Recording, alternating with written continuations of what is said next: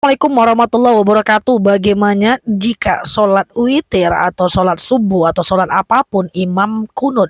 Apakah kita juga mesti kunut? Nah, teman-teman semuanya, yang menganjurkan untuk kunut subuh itu adalah Imam Syafi'i. Imam Syafi'i menganjurkan kunut subuh. Tapi satu ketika Imam Syafi'i sholat di masjid dekat kuburannya Imam Hanafi, ya, atau yang dikenal dengan Imam Abu Hanifah. Suatu ketika Imam Syafi'i lalu kemudian dia sholat di masjid atau musola di dekat makamnya atau kuburannya Imam Abu Hanifah atau yang dikenal dengan Imam Hanafi. Waktu itu Imam Syafi'i tidak kunut. Lalu kemudian sahabat mengikuti juga tidak pakai kunut. Setelah selesai salam kanan, salam kiri, lalu sahabat bertanya kepada Imam Syafi'i, "Imam Syafi'i, bukankah engkau menganjurkan kami untuk kunut subuh? Lalu kenapa kau tak kunut?" Apa kata Imam Syafi'i? "Enggak mungkin aku melakukan kunut saat Imam Abu Hanifah itu tidak menganjurkan kunut.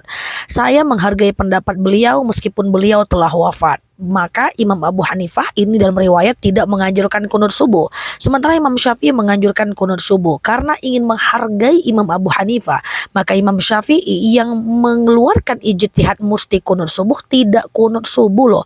Saat Imam Syafi'i sholat di masjid dekat lingkungannya Imam Hanafi, yang mana Imam Hanafi telah meninggal dunia. Bayangkan, ulama madhab aja tidak ribut, ulama madhab saja tidak bertengkar dan saling menghargai walaupun temannya sudah meninggal dunia. Bagaimana mungkin saya bisa kunut di sekitaran masyarakatnya Imam Hanafi, sedangkan Imam Hanafi tidak menganjurkan kunut subuh? Saya menghargai pendapatnya, imamnya saja saling menghargai. Maka pertanyaannya, bagaimana kita dengan makmum? Bagaimana kita dengan imam? Kalau dengan imam tinggal diikuti saja imam itu.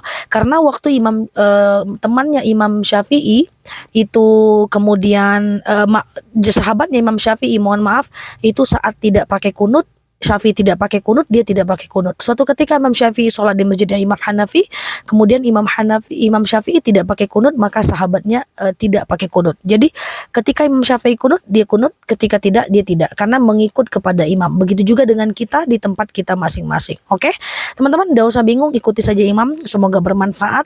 Like, share video saya ini, follow akun saya ini, dan terima kasih telah menemani dialog di sini sampai paham. Assalamualaikum warahmatullahi wabarakatuh.